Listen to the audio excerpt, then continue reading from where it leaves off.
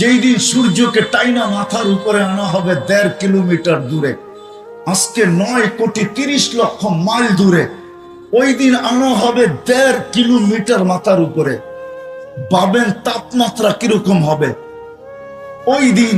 তুবাদ্দিলুল আরদা গায়রাল আরদ, জমিনকে উল্টায় দেওয়া হবে, নিচে আগুন আর আগুন জ্বালায় দেওয়া হবে। আল্লাহ রসুলকে জিজ্ঞাসা করছে কেমন আগুন হবে, তো বলছে লাউ উলকিয়া জিবালাদ দুনিয়া লাযাবা, যদি দুনিয়ার কঠিন পাথরের পাহাড় নিক্ষেপ করা হয় তাহলে নিক্ষেপ করতে দেরি, মমের মতো গলতে দেরি হবে না। নিচে জ্বলবে ওই আগুন, মাথার উপরে হবে সূর্য।